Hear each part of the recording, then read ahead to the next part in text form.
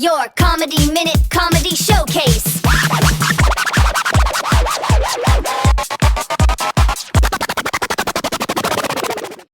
Your Comedy Minute Comedy Showcase. Our first comedian is coming to us from Wilmington, North Carolina. I think he's originally from my neck of the woods here in Pennsylvania. I'm not sure about that. He's been doing comedy for over 8 years, I think. Is that right? Yes, sir. Okay. Everybody welcome John Grimes. John, it's so great to have you here. Thank you. Thanks, everybody. It's awesome to be here. Thanks again, Scott, for having me and doing this. I'm John Grimes. I am from Pennsylvania, Western Pennsylvania, to be specific. And much like Wilmington, nobody cares. It's nowhere. Most people, when I tell them I live in Wilmington, they say, "Oh, how's Delaware? What made you move there?" Because nobody cares. Every Wilmington is just a bunch of white people and bridges, and it's pointless. So, other than that, yeah, it's nice to be here. You're right. You're preaching the gospel. It's everything is a scam here, just like in life. Everything is a scam. Our whole economy here in Wilmington is based on like chicken tenders and vapes. There seems to be almost nothing else in the economy here. So much fake stuff. Is pushed on us, like hydration all of a sudden. You know, we're all, I think, of a certain age here. When did hydration start? Like Obama? I don't remember anybody drinking water. Like my parents' hydration was like coffee, soda, whiskey. That was it. They were fine, I guess, other than they looked like shit and died when they were 55. But still, bottled water isn't going to save that. Come on. And that goes right hand in hand with recycling. One of the fakest concepts. We all are suckers for falling for this. Think about it. If you recycle everything you touch in life, that might offset the carbon emissions of a private jet idling for a minute, maybe. And we're sitting down here like assholes, rinsing out like Mountain Dew cans so that some imaginary friend is gonna like care what number of recycling it is. It drives me nuts, man. Not to mention recycling invented in Missouri. Here's some other things invented in Missouri: Mormonism and a worse Kansas City. That is what they have in Missouri. And fake ass recycling. And it just drives me nuts. The lies that we fall for all this time, and just like, you know, the water people and the recycling people are just hand in hand, screwing us at every turn. And it's, when I think about why I fall for this stuff, honestly, it starts with my parents. Just liars. Lied to my face. It's so young, like age 8, stole a candy bar. Not my proudest moment. Why did my aunt have to tell me I was going to go to hell if I did it again? Why escalate a little anxious, sensitive boy hell for a candy bar? Meanwhile, you know, I'm not eating babies, but, you know, to each their own.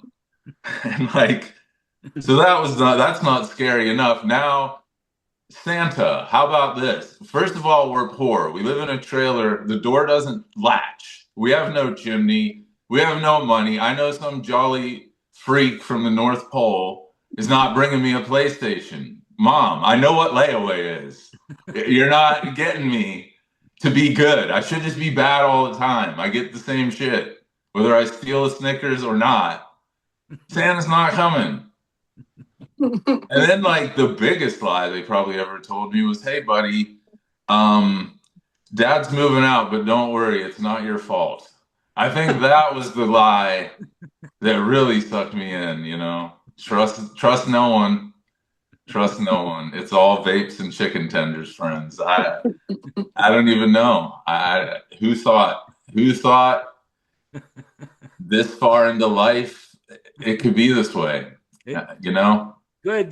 Do one dark one. I think you're a pretty dark guy. Do you want to do one dark one for me? I can go pretty dark if you want. Go as dark as you want. I love dark humor. Yeah. Well, recently, actually, in this past week, was the passing date of my brother's passing. He actually died of cancer. Yeah, it was brutal. And not to get too dark, but Your it brother was worse died for of. him. Let me say that it was worse for him. And Yeah, I'd say. so he was always kind of like the favorite, military, good posture, shirt tucker, all that. And but I would always talk shit to keep him in his place. You know, nobody else would. All of his little minions and Right. shit in the army. I'm like, nah, you're still a bitch. I'm still better looking, funnier, smarter, everything. And so I kept this up to keep his spirits up. And when he finally succumbed to it, I started seeing a therapist for a little bit, and she said that, you know, when you see an animal that reminds you of them or talk to them at their grave or whatever, it makes you feel better. And so one day I saw this red bird, some cardinals, stuff from our childhood, and I thought, man, it's really good to see you in bird form. I'm going to talk to you, and I'm going to tell you that last year I got a lump in my chest, and I didn't die, so I guess I'm even better than you at not dying of cancer. What did Dark. the bird? What did Haven't the bird, seen a bird since, by the way. I was going to say, what did the bird have to do with Yeah, yeah. Bird didn't like that one. it? Bird flew away. Our next guest is coming to us from Arkansas. She's a comedian, an actress, a life coach. I found out just before the show she's going to Las Vegas next week. I think she's opening for Boys to Men. No. What? Everybody, welcome Ms.Arkansas. Look, she got a microphone and everything. Everybody, lean front, come front to us. There you go. What I do? Get up close and personal. What's up, world? Yes, it is, Ms.Arkansas. I got a goal in my mouth. In case you don't know, take a closer look. Make sure you follow me on Twitter, Instagram, and Facebook. Ms.Arkansas, go ahead. It's so great to have you here. Thank you. I normally talk about my family, but I'm going to talk about a little everything today. Listen. Now, I don't believe nothing nobody in the White House say. I don't care who been in the White House, who in the White House now, or none of that. But anyway, y'all remember when Trump was on the news saying, hide your pets, hide your pets. They eating your dogs, they eating your cats. I heard that on the 5 o'clock news, 7 o'clock news, 9 o'clock news. By the time that 11 o'clock news came on, I was standing outside with nothing on but my t-shirt and no panties. And didn't nobody eat the cat. I came back in the house and said, fake news, fake news. And another thing I didn't like about him, when he got them old ICE people, they chasing all of my Latino friends away. Me and my Latino friends, we was playing Uno, right? And I was just dealing. And I noticed all the damn green cards was gone. And that ain't the crazy part. I called myself gonna smoke some weed with them. So I broke my little weed pipe. I didn't have no blunt wraps or nothing. I looked over there and asked them, I said, hey, y'all got some papers? And all of them left my house. So I had to get that part off my chest before I go any further.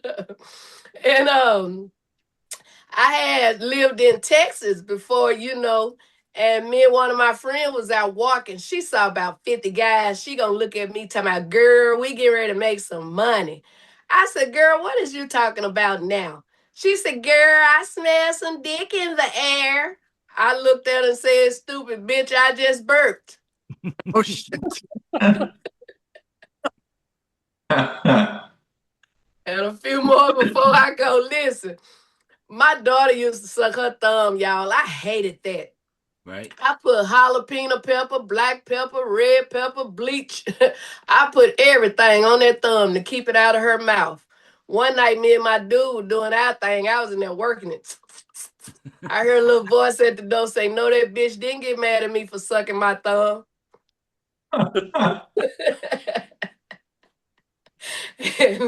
And listen, ladies that's watching, Halloween getting ready to come. don't do like I did. Last year, me and my ex was invited to a Halloween party. He left money at home. He said, baby, go out and get me something.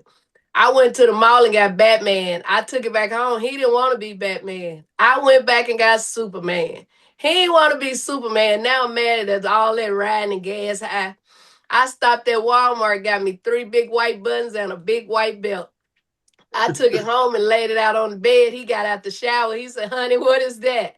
I said, you can take them 3 big white buttons and put them down your chest and be a domino. Or you can wrap that big white belt around your ass and be an Oreos. So I ended up going by myself. 2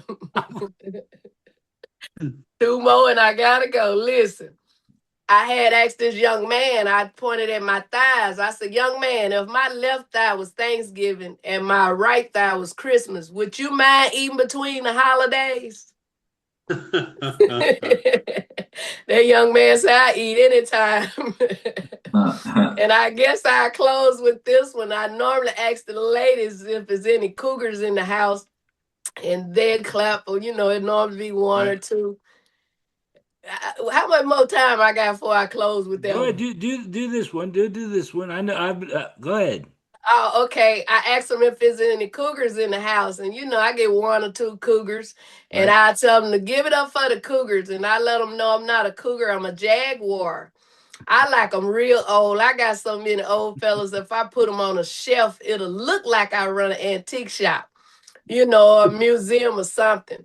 I like them so old where 1 foot on the concrete, the other in the grave. I like them so old where when they cough, it look like they coughing up flour or powder.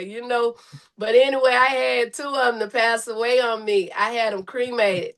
That first one, I took his ashes and rolled him up in a blunt. I smoked him. I say, damn, that's the best he ever been to me. The other one, I took his ashes outside and started playing in them. I say, honey, remember that diamond ring you promised me? I bought that with your insurance money. Remember that car you promised me? I also got that with your insurance money. And remember that blowjob I promised you? Here it is. Wow.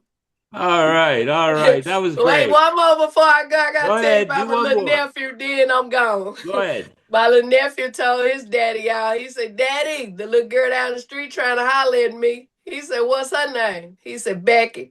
He says her mother named Sally. He said, yes, sir. He said, boy, you can't mess with her. That's your sister. I cheated on your mama with Sally. A few weeks later, he met another little girl, got all excited, ran telling Daddy. Daddy claimed that's his sister, too.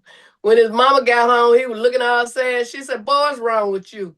He said, I met 2 girls. She said, that should make you happy. That shouldn't make you sad. Daddy said, I can't mess with them my sister. She said, shit, boy, go and get with them girls. That ain't even your damn daddy. And I'm comedian Ms.Arkansas. Thank you, Ms.Arkansas. That was great. This is a great story, everybody. I love this. Our next guest is coming to us from Great Bend, Kansas. He started doing stand-up comedy in October after seeing a clip on CBS Morning Show about benefits of comedy for Parkinson's patients. And it is an honor to have Ed Bowman here. Ed, thank you for being here. Hey, thanks for having me. I got diagnosed with Parkinson's when I was 34. I go into the doctor's office because I don't know much. I know Muhammad Ali and I know Michael J. Fox. That's it. Yeah. And I want to know what's happened to me. So I'm like, hey, is this fatal?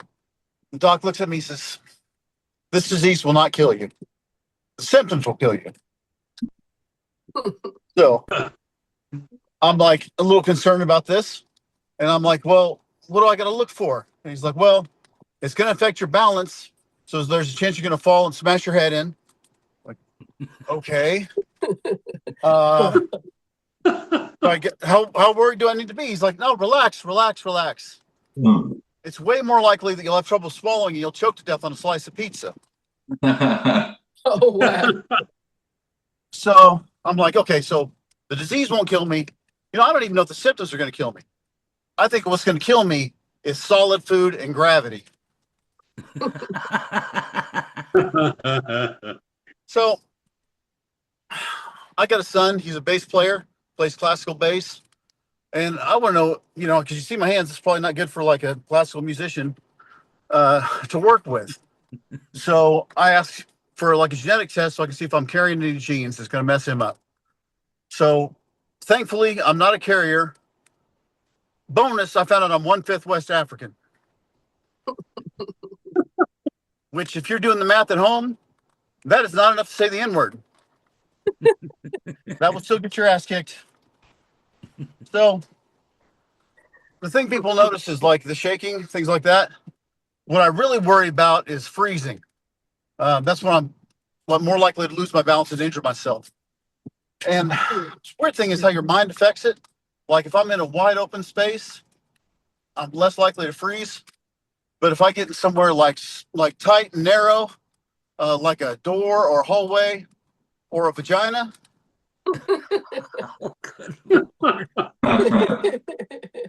I freeze right up. I was a wild dude when I was a young man. I had a mirror above my bed up on the ceiling. Now I got a Wi-Fi signal so the ladies know if I'm buffering or not.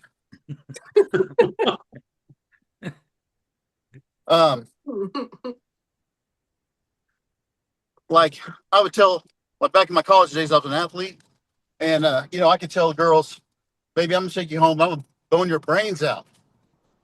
Now I'm an old man. I might make you forget that 8th grade algebra.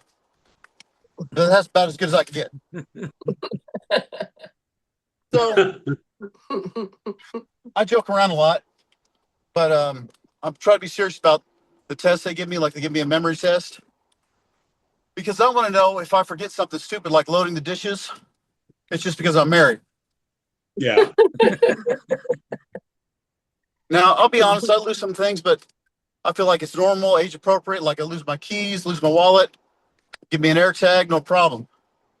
The only thing that I lost recently that I got concerned in, it was, my job. My job. Yeah. You can get an air tag for that, but that will get you stalking charges. Wow. So I'm trying to get back into the workforce. I go in for this interview and they're like, well, what is your greatest weakness? I really can't say. The doctor says it's a tie between gravity and solid food. So I'm like, let me start with something. I'm going to apply at a Fortune 500 dining establishment. I walk in, I fill out my little application. I'm walking back to get interviewed, and they look at me and they say, "Sir, this is McDonald's. We don't allow shakes in here."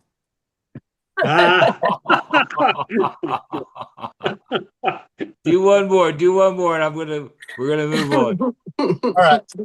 So I got down to where I was desperate. I didn't know what to do. One of my buddies is like, "Have you heard of OnlyFans?" I'm like, "No." "Why are you asking?" He says, "You could be a porn star. Anybody could be a porn star." Like, I don't know, man. How does that work? Do I charge by the hour or by the inch? I'm a little worried about this because I think we all remember what my doctor said at the beginning about swallowing. I'm not going to die for $12.99 a month. Thank you. Ed Bowman, everybody. Thank you. Ed, you were great. Our last comedian, this guy's a real pro. I'm telling you. He's coming to us from Redding, California. He's performed nationwide. He's opened for Cheech Marin, Kathleen Madigan, many more. He filmed a Dry Bar special. He's also, I believe he instructs people on how to do comedy. Yeah, I teach comedy. Okay. So everybody welcome. I hope I say it right. Dan McGowan. Hello, everybody. Dan Very fun. McGowan, it's nice to have you here, Dan. Thanks, Scott. It's great to be here. I appreciate what you're doing. This is cool. Okay. And you can all hear me okay and see me okay? Yes. We're cutting off your head a little bit. Maybe push your camera up a little bit. Yeah, I can't do everything technically, Scott, that you want. I'm doing the best I can. You're doing wonderful. It's great. Go ahead. No, leave it right where it is. There you go. Lean back. There you Is that better, Scott? I want it to be good for you, my friend. The better it is for you, Very good for me. It's great. the I'm sitting more in my people will watch. Go I'm ahead, my sitting in friend. my hot garage in Redding, California. So I started my day off really fun today. I took a bike ride. And as I was riding along, the guy, I kept hearing behind me, on the left, on the left, on the left. I was like, you know what? Just go around me. I don't need to hear your political persuasion. When I was done with my ride, I looked down on the ground when I put the bike back on the car. Somebody had used one of those disposable floss sticks. You know those things, those disposable floss sticks? And they just threw it on the pavement when they were done with it. Very disgusting. Every time I see one of those, I have the same thought. Finders keepers, losers weepers. But I'm trying to lose weight. It's tough losing weight. It's tough, especially that last 75 pounds. It's hard to get rid of that. But you know that saying 40 is the new 30? I've just decided triple XL is the new medium. Chocolate is the new broccoli. But I went to the doctor, and it turns out I've got a skin condition. Too much. He asked me what I was doing for exercise, and I told him I like to play golf. Right. So he suggested I try walking the course. And so I did that, and I was actually surprised at all the things that I had missed, having not walked the course before. They've got windmills, castles, clown heads, all sorts of things. No more carts for me. I'm done. That's a mini golf joke. Yeah. If you caught that or not, but But I do like playing mini golf. You guys like playing mini golf? Mini golf? Yeah, I was picturing you in the cart. Yeah, good. I'm glad you were. I played recently at this mini golf course. It was very interesting. Every hole was patterned after a landmark in the United States. Right. And the last hole was a replica of Mount Rushmore. And what you could do is knock the ball in the regular way, or for more difficulty and to win a prize, you can try to knock the ball into a little hole in George Washington's mouth. But because I'm a comedian and a history buff, I thought they ought to have you try to knock the ball into a little hole in the back of Abraham Lincoln's head. That's what I was. But you still get a prize. No, you do. You get 2 theater tickets. That's really good. So I did. I joined a gym trying to lose the weight. And when I was done filling out all the forms, I found out that the kid at the counter went around and he told my weight to all the fitness instructors. Right. Oh, wow. Whatever happened to hippo laws? But I think it's tough to be a man in life. Just in general, but it's the worst at the gym because you have to know how to use the equipment. You can't go up to a guy and ask him how something works without feeling emasculated, right? But I swallowed my pride. I went up to a guy and I asked him what one of the machines worked. He said, well, you press the button here and the water comes out here. So now I know. Now I know. So I'm married. I've been married a long time, 42 years I've been married. Actually, 43 years. Wow. Don't tell my wife I forgot that. And we've got 3 kids, and we decided to name them after Beatles songs. Okay. It worked out great for little Michelle and little Jude. Not so much for little Helter Skelter. He's kind of had a rough go of things. But I'm getting older. I'm at this very awkward age. I'm somewhere between hip and hip replacement, somewhere on that continuum, And things that make me feel old, medication commercials make me feel old. They do. Because when I was younger, I never paid attention to those. But now, as an old guy, I pay attention to them.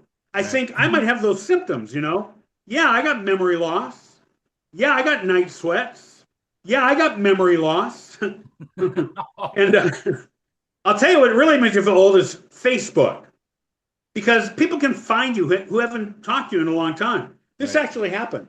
A guy looked me up on Facebook. We haven't seen each other, thought about each other, talked to each other since 3rd grade. That's the last time we had any kind of communication. He said, so Dan, what have you been up to? I said, what, since 3rd grade? Well, I got a paper route. After that, things get a little complicated.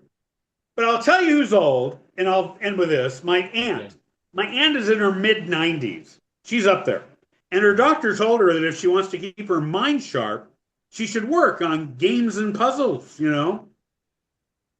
She was with us over the holidays, and I sat with her for 2 hours while she struggled to solve a maze. I didn't have heart to tell her it was a QR code. Well, that's my time. Thank you very much. I'm Dan McGowan. Thank you. You can find me on Facebook and other wonderful things out there. Yeah, Dan, DanMcGowan.com is my website. You can find me there. Dan McGowan, right? Dan, thank you. Thank you all.